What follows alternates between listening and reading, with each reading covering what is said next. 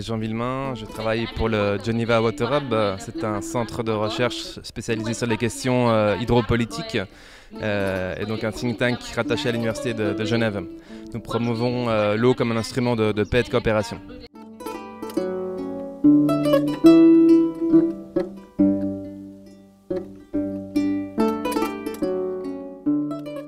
Le Geneva Water Hub collabore avec le think tank IPAR dans une initiative qui nous a menés sur la route du 9e Forum mondial de l'eau avec une coalition de partenaires dont le Polo de Dakar qui accompagnait l'OMVS dans une réflexion dans le bassin du fleuve Sénégal sur les nouveaux rôles que l'OMVS pourrait avoir pour les acteurs locaux, notamment dans le domaine de l'emploi.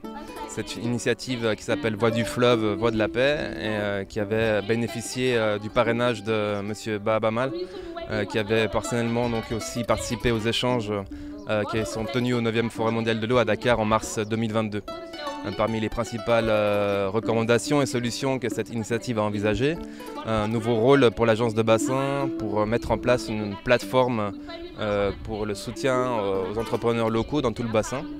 Et donc la feuille de route de réflexion de conception de cette plateforme prévoyait une étape dans le forum, tout premier forum économique de Podor organisé par IPAR.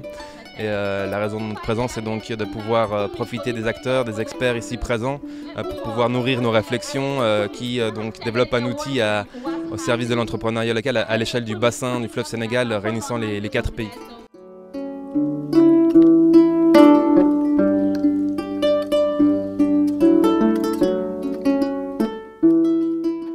Alors ce forum économique de Podor, il est une grande réussite parce que c'est ce que nous recommandons partout, c'est des points de convergence, de dialogue entre les différents acteurs et différents types de partenaires qui collaborent quelquefois dans des territoires sans forcément se concerter ou dialoguer.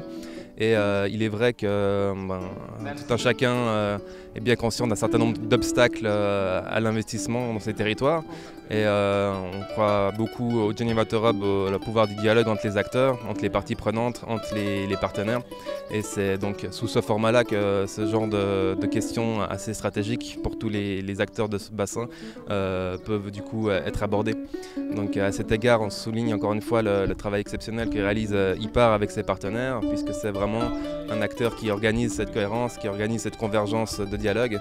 Et nous croyons beaucoup du coup au potentiel de ces plateformes de discussion pour trouver des solutions qui soient vraiment fortement conçues avec une consultation de tous les acteurs du territoire et en commençant par les communautés locales qui vivent dans ces lieux.